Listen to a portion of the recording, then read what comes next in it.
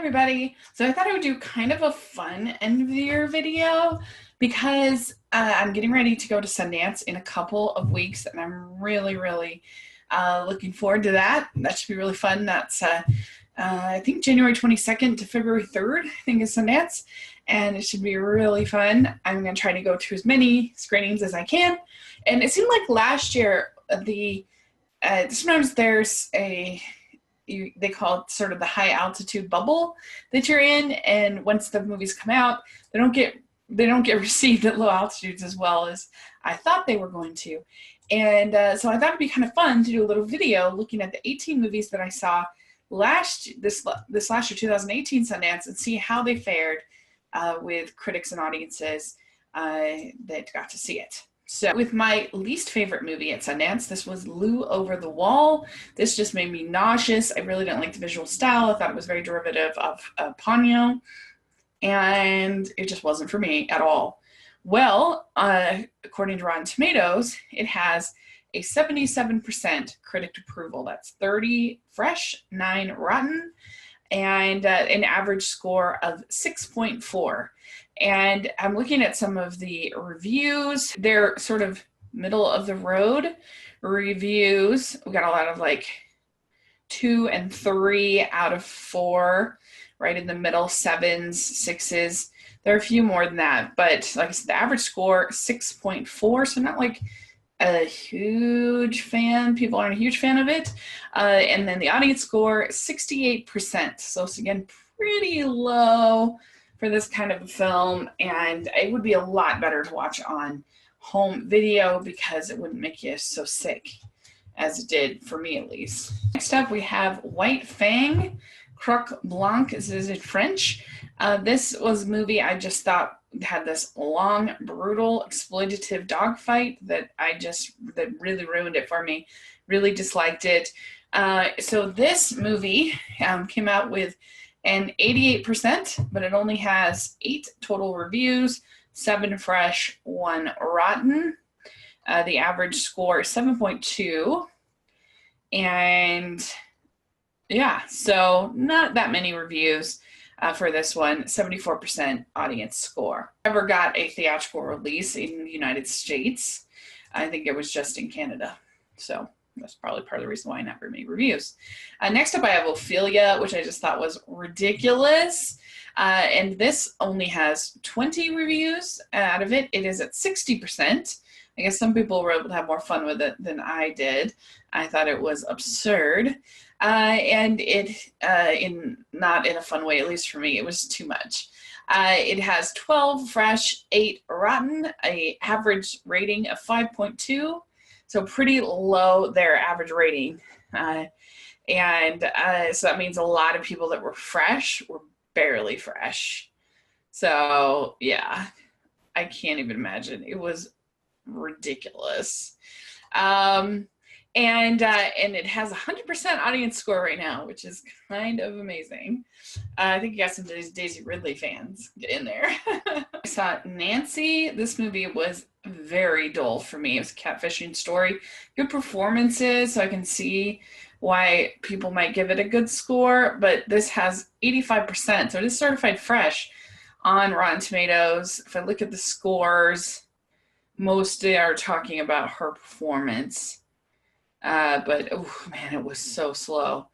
And it has 41 fresh, 7 rotten, and only 69% audience score. So not as many people in the audience liked it. Then another movie I saw, which I don't think has come out yet, was Monster. This movie was not successful, I don't think, in trying what to do. The directing was very gimmicky, and it doesn't have a tomato meter score yet because there are only 5 reviews, all from Sundance. So not very, it has 3 positive, 2 negative.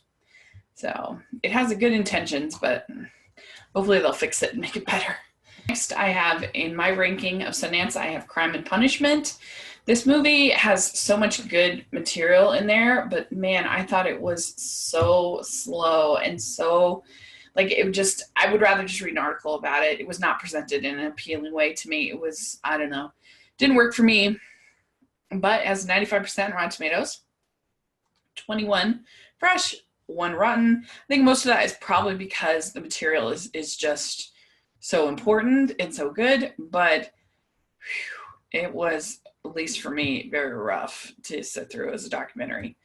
But that's just me. It has 100% audience score, 72 user rating. So maybe I'm just weird. It was a documentary about the artist Kusama called Kusama Infinity. She's a really cool pop artist, very influential in the 60s and 70s. So this has a 92% on Rotten Tomatoes. It has 52 reviews. And this I did enjoy. I liked it. So now we're getting into movies that I liked, that I saw. And it has 48 fresh, 4 rotten, 94% audience score.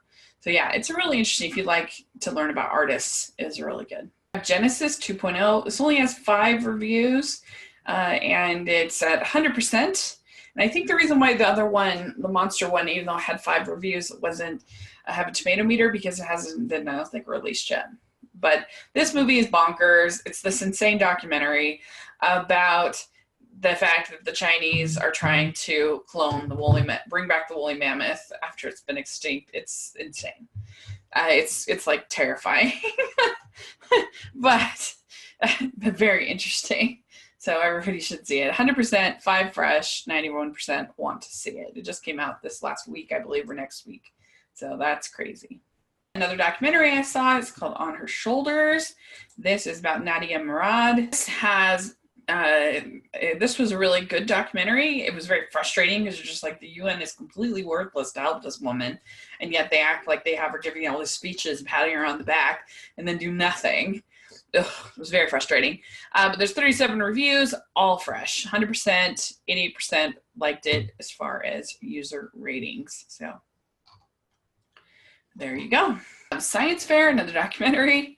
It was a really good documentary about all of these different kids that are going to the International Science Fair. They take them from all over the world, and it's really fun to see their projects and how they get their projects and how they end up doing, and the teachers that inspire them. I think they maybe have 1 or 2 subjects too many that make it maybe a touch too long, but still, it's definitely worth seeing. 98%, 63 fresh, 1 rotten. And I don't know who the rotten is. Give me a break. And then 87% audience score. Next favorite is called The Price of Everything. It's all about the high stakes, high income art world. And I really did enjoy it. It was very interesting. It was very crazy. But I kind of wish the interviewer had dove in a little bit, maybe challenged his subjects a little bit more. But it was still done very well, and it was very entertaining and interesting. He has 90% on Rotten Tomatoes. There's 41 reviews, 37 fresh, 4 rotten, 100% audience score on that one. So that one, I believe, is on HBO. So if you want to check it out, you should. Okay, next up for me was Chef Flynn. I love the way this family, the way the mom is raising Flynn. He's this prodigy chef. That if the mom was like totally open and supportive of them, like starting what do they call it? I can't think of the word all of a sudden. Starting a supper club. That's the word. Supper club in their house, and just support him all along the way for him to be become a chef. And so I don't know. I just thought their style of parenting is exactly how I'd want to parent if I had kids, which was really inspirational to me.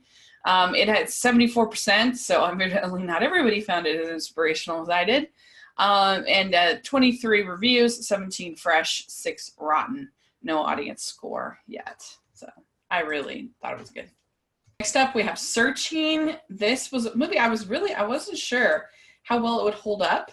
I liked it just because I had seen such heady movies and it was like a fun thriller, but it turned out it held up really well and people really liked it, so that made me happy. So it has 92% on Rotten Tomatoes. It has 211 reviews, 194 fresh, 17 rotten, has 88% audience score. So that one was very well received by pretty much everybody. So that up on my list is Minding the Gap. This was a really touching documentary about these three. It's a participatory documentary. This guy follows him and two of his friends, being Lou, and it has 100% on Rotten Tomatoes. It deserves it. It's really a moving film, and it has a fresh 62, Rotten 0, audience score 97%. It's a really moving film about particularly domestic violence and how it impacts these three different boys, which I don't think you get that perspective of boys that much. It's really good. Is the movie Butterflies, which I found to be just a hilarious comedy, particularly anytime that it had anything to do with chickens. This one has only 5 reviews, but it is at 100%, 91% audience score. And so it looks like 2 of those reviews are Sundance reviews, 3 of them are from must have gotten a small release in LA, because it looks like they're all from LA. But it was really a good movie, touching movie about these 3 siblings that they have to go and deal with the aftermath of their father's funeral, and it was very good and funny and touching. I have Won't You Be My Neighbor, and this is the very moving documentary about Fred Rogers. And I think it was very well paced. It was very well put together. Just has you hopeful and rooting for more Fred Rogers to exist and trying to be a better person. It's such a lovely film. 99% on Rotten Tomatoes, 212 reviews, 208 fresh, 4 rotten. I don't know what is wrong with those 4 rotten people. 5% audience score, and this has the most by far, 3,606 audience ratings. Just 2 more. Next, I have 8th Grade. This was such a lovely little movie, and it has 229 reviews, 99% on Rotten Tomatoes, and 226 fresh, 3 rotten. My favorite movie from Sundance is Leave No Trace. It was, I just thought, a brilliant movie about a father and a daughter, and very moving. I saw it 3 times this year. I saw it Won't You Be My Neighbor also 3 times. And it has 206 reviews, and all of them fresh. 0 rotten. And that's amazing to have that many reviews and not have 1 dissenter. Wow. It has an audience score of 82%. And yes, everybody pretty much loved it, which is amazing. So, yeah. So there you go. I would say that for the most part, there's really not any of the films that, even the ones I didn't like, still a lot of them were fresh. And so I think the movies from Sundance 2018 held up very well. I think the ones I didn't see also still held up very well. Movies like Blind Spotting and Hereditary, and I think Sorry to Bother You maybe with Sundance. So I didn't see those films, but they did well. So it was a pretty good year for Sundance, I think, this year. I think you can safely say that. So anyway, I thought this might be interesting for you.